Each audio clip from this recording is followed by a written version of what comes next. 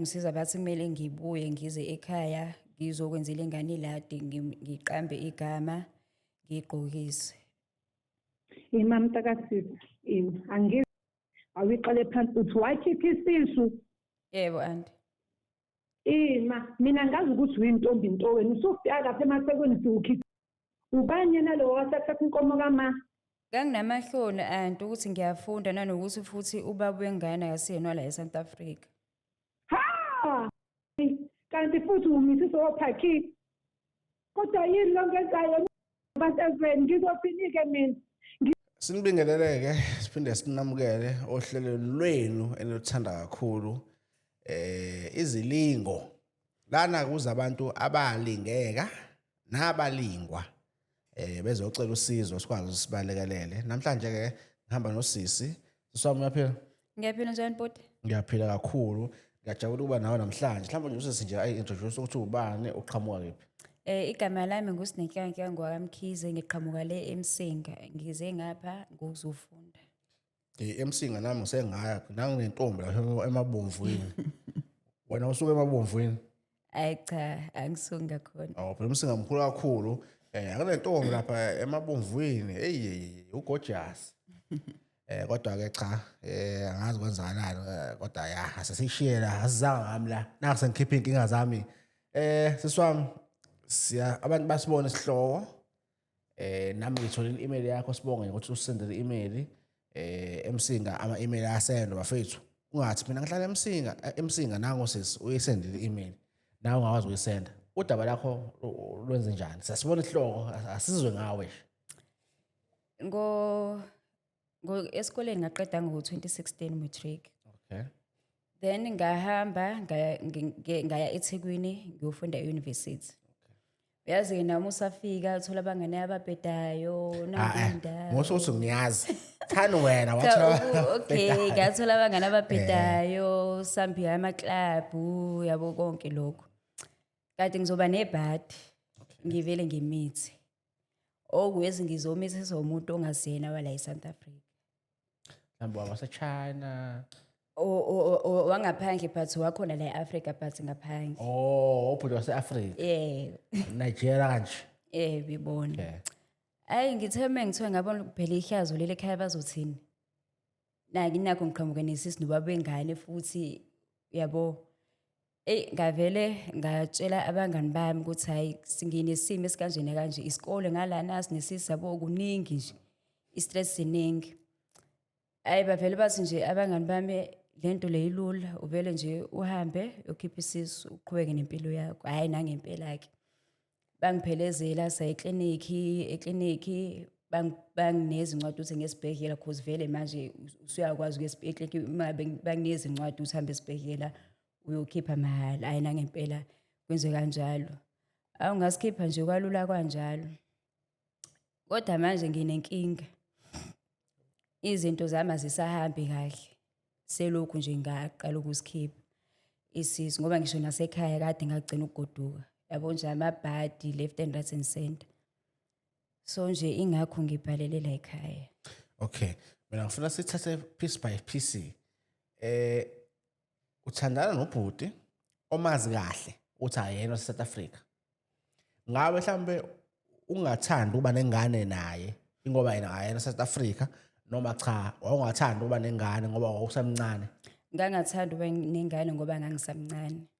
Okay kodwa kunjalo namahloni futhi ukuthi akuyena wala eSouth Africa. Okay kunjalo ke uyathandana naye lo bhuti lo mhlawumbe isizathu sokuthandana naye siphi ngabe mhlawumbe bekuphi imali noma bumthanda?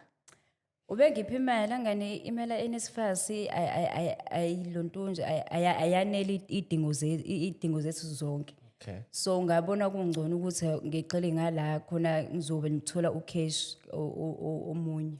Okay kahle kahle ubhuti beyiblessa. Yeah. But ngithuswa yilokho ukuthi ke athi ayiblessa wazi ukuthi awufisi nangephuthu kumuntu soyena kodwa still wena walala naye ngaphandle kwecondom. Ayi lokho ke manje bengiyisebenzisa iyaqhuma. Ngalolo suku. Aqhuma ngalolo suku kuphela nje. Ngathi kwaba ibhadi nje kahle kahle ibhadi. Okay. Nothi tata ngisho nje hayi ngoba mhlawumbe ngizama ukuxina yabo ukuthi abantu banakho ukuthi athi umuntu ingane ethange ngebhadi. Kodwa kanjani ungayifaki condom? Ibhadi kanjani yabo? But ke adlule lapho ngicabanga ukuthi abantu bazoyizwa inkulumo yami ukuthi ngizama ukusho ukuthi musu kulala ngaphandle kwecondom bese uyamitha noma uthola ingculaza bese uthi ibhadi. Ngoba izinto ezokwenzela le kufanele umithe ufuke ngasebenzisa icondom. Amathuba okumitha u90%, yabo. Namathuba okuthelelana ngezifo awu90% ngoba phela ayikho into ekuprotectayo yabo. Ngizama ukusho lokho. Nakho usumithi ke usuya kubangani bakho. Uyobatshela udaba, wawu-expecta ukuthi bathini kuwena? Nga-expect ukuthi mhlampe banginikeze i-advice mhlampe ukuthi ngenze njani since ngifunda ngimncane yabo konke lokho. Pho why masubanike bekunikeza advice bese wena uthi abangani abambi bakunikeza advice e-wrong. Ngoba phela why akubona ufuna advice bakunika futhi advice okhipha isisu. Wasikhipha futhi isisu. But manje usuthi wahlangana ngaba wrong. Ukuthi inkinga manje lento engayenza ihambe ibuyele back kimina. Okay. Imina manje usenenkinga bona. Kwi-email uyabeka ukuthi usuyile ngisho kubantu abasizayo abawomthandazi ufuna ukuthi bakukhipha amabhadi izinto zakho zibe kahle impilo asaqondi ngale ndlela ebuyiyona buyingane ephumelelayo yonke into yakho beqondile manje usune problem. Bathini ke labantu ababonayo abantu bamanga? Athi kumele ngihambe ngekhaya ngikhulume iqiniso ngenze iladi ngiqambe ingane igama ngiyigqokise. Okay. So wena uyafuna ukwenza lokho? Ngiyafuna ukwenza but amahloni okusho leyo nto ekhaya ngiyasaba. Nginokusaba nje.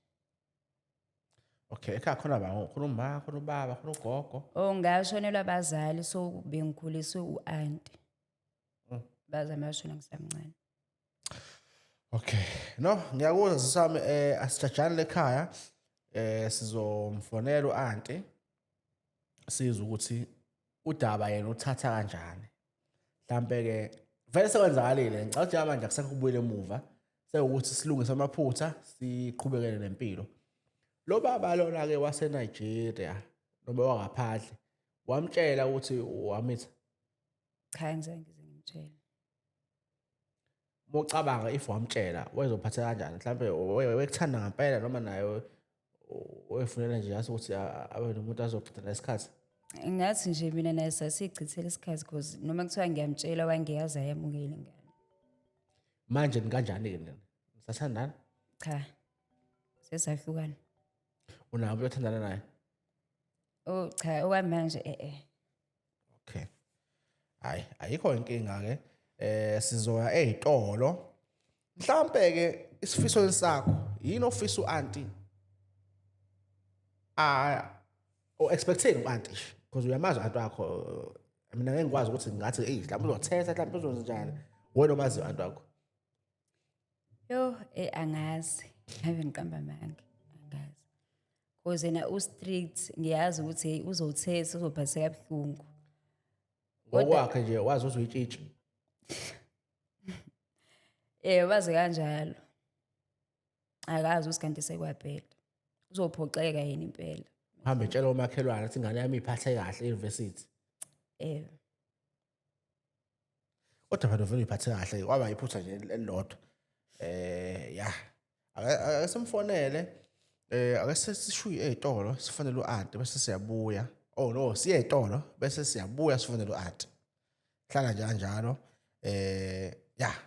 Izimpande zama-Afrika sisebenzisa amakhambi esintu kokulapha. Kuhlangene ongoti kwezokulapha ngesintu ukuze silaphe wena. Sikhona isikhafulo esokubuyisa umuntu wake nowadu, ubuyisa isithandwa sakho, uthole nomsebenzi. Sikhona nesiwasho sokususa isichitho, ugeza amathunzi amnyama, ube nogazi, uthandeke ebantwini, zivuleke izinto zakho. Siyabasiza nomama uma unenkinga umhlume, iBP, ushukela, ama-fibroids noma icancer. Siyavuleka isibele isibeletho uthola abantwana. Siyabasiza nosisi, sikhuphula isitofu sisibeke ku6. Indoda ikuthande kakhulu, izwe wena wedwa, ize ikuphi imali. Siyabasiza nobaba, uqinisa idonki piri, uqina umthetho endlini. Umama ezwe wena wedwa, alangazelele wena wedwa, uphinde umvikele bangamthatha abanye. Ukuze uthole konke lokho, sivakashele epharmacy yethu X-Shop number 87 ku Queen Street eThekwini. Noma ungafaka i-order kwinombolo ethi 071 305 8387. Siyakwazi ukukudilivela noma ikuphi lapho khona. Izimpande zama-Afrika, sisebenzisa imvelo ukukulapha.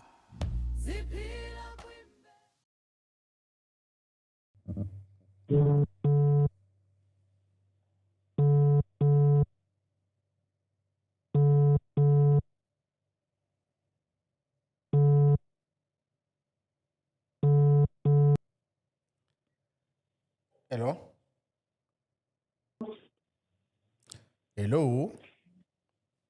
Ngibona. Saphila kunjani? Sathi Ngiyaphila. ukhuluma noba. Ukhuluma noNelo kwa-TV la. Kwa-TV Yebo ma. imisebenzi enjani? Hayi khululeka ngiphethele indaba ezimnandi kakhulu. Uma kufonela mina nje ubojabula kakhulu. Ngibeka kanjalo-ke. Uma uyaphila yena. Ngiyaphila mntanami, ninjani kodwa? Hayi siyaphila la. Sihleli nendodakazi yakho. Ithe ake sikufonele, isafuna nje ukukhuluma nawe. Oh hayi ngila. Hayi sisi uma nangulalela asihlale nje phezulu kwakhe mhlambe khona busy ngakho sangiphazamisa. Usawona anti? Njani? Ngiyaphila unjani? Ngiyaphila. Sekwenze njani ama-TV? Anti nginenkinga lana. Ya. Ngakhipha isisu. Njengoba Hayi ngikwazi. bo. Manje if ngihamba izinto zami ayihambi kahle, mabe ngihamba abathandazi nabantu ababonayo abakhona ukungisiza bathi kumele ngibuye ngize ekhaya ngizokwenzela ingane iladi ngiqambe igama ngigqokise. Imam Takasisi, angizi awiqale phansi uthi wakhipha isisu. Yebo anti. Mina ngazi ukuthi uyintombi intowena usufika lapha emasekweni siwukhipha. Ubani yena lo wasathatha inkomo kama? Omunye nje ubhuto wakhona khona la. Wangaphansi. Uzuyokhipha izise emasekweni yini ngokuthi uyofunda nje yini inkinga? Anti ngiyaxolisa kube kwaba yiphutha. Ungangitshela ukuthi uyanyorisa la, unganyorisi. Ngichazeleka kwenzakalani yini intada ukuthi ukhiphe isisu uhlule ukuthi uze kumina. Ngikhulise kanti manje kamntanami. Nganginamahloni anti ukuthi ngiyafunda nanokuthi futhi ubaba wengane akasiyena la eSouth Africa. Ha! Kanti futhi umisiso wophakhi. Kodwa yini lonke enzayo basezweni ngizophinike mina. Ngilindele ukuthi umiye neqhazi. Wena egaxela ngezingane engasekho. Ngiyaxolisa anti. Yazi ngaphoxeka. Abantu ezweni. Owema Jesu. Ibiza ngani kodwa lento yenzayo? Ngazi. Manje ufuna ngikusize ngani? Ngiyasezi kunethile akhumbula ukuthi no-anti wamshiya ekhaya. Zakunethe. Yebo sacela ungisize ukuthi ngenzele ingane iladi lezi zinto lezi ezidingakalayo. Ngoba izinto zami ayihambi kahle. Ngisiqhude la ekhaya ngizobika leso sisu ukuthi sekukhona abantu abonile. Bazokhokha. Kusemele kwenziwe amaladi yimi lo futhi kumele akhiphe imali zokwenza amaladi upuyisewayo. Angimazi kade sahlukana. Hayi futhi amazi. Futhi wena into uyashendeza nje. Uyashishiliza nje mntana uyashishiliza. Awuzazi nokuthi waka. Cha anti awukho njalo. Lalela-ke. Sizakala uzohamba uyothola lelo phakhile elakonakalisa kangaka. Libuye kwenziwe izinto naye ezulu. Yebo anti ngizozama ukumbheka. Nomkhoyisi. Antwakhe. Hello? Yebo. Hayi hayi no siyabonga ngesikhathi sakho noma sikutshele uzokutshela nje indaba ezingekho mnandi cha Sazangiphani. hayi angikukhulule nje akulona iPakistan abenzanga lutho ekhontenini uyiNigerian leli abala nje amakhelwane Kodwa Jeff. Kodwa le ngizoyibeka ngithini lento komali umbaki. inkingi ubaba ingane uyamazi isibongo sakhe nayo inkinga ingane isibongo sakhe akayazi kodwa ke ngiyajabula ukuthi awunayo inkinga yokulungisa as long as uba wengane ezokulungisa izinto ayigweletayo ekhaya Asale semphatha yohlala naye. Hayibo auntie. Sengithele ngehlala. Hayi ungeke auntie kanjani futhi manje. Sekwanele ubuhlungu ongizisa bona mntanami ngikhulisa kanzima kangaka. Kodwa auntie usungazongilahle kanjani uze ngihambe ngiyohlale naye. Yona ndlela okungibonga uthi angithini waphela vele usuyidelile. Musu ukwazi ukuvula Cha phela auntie xola kube yiphutha. Usuvula imlene. Xola auntie phephisa kube yiphutha elilodwa nje.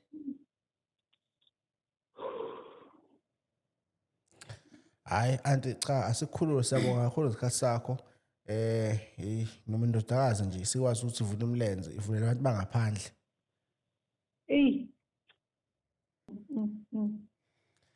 Kodwa Jesu. hayi no asibonge sizophinda sithintane siyabonga kakhulu isikhathi sakho Ngilungile. ya anti umkhalisa kakhulu nje uvulela abantu bangaphandle bekhona base-South Africa hayi anti akaneme but ke engithandile kanti as much as ediniwe vele benginga-expect ukuthi angadinwa umuntu omdala ngizomtshela into efana nale ngisho ngathiwa bomtshela ukuthi inkomo kama ayisekho ajust nje lokho alone bengadinwa yabo ngoba umzali usuke elindele okukhulu ngengane zakhe wese umtshela ngendaba yokumitha and secondly ukumitha ingane ayikho yaphuma yelinye icala enzima kakhulu lelo so noma ngabe umithi ikhona bezothetha vele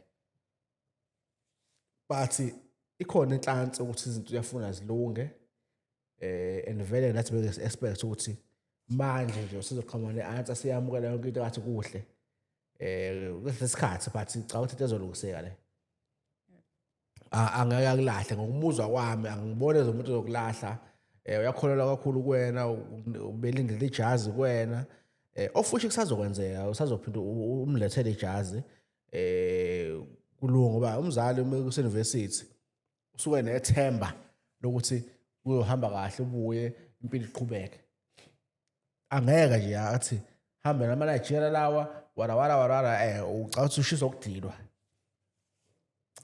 Yasithembe kanjalo phela u-auntie kwenye inkathi ubuye ungami-understand. Ashinto into uqonde ngempela. hayi as much as ngingaba njalo but in this case uzoxola Asithembe kanjalo.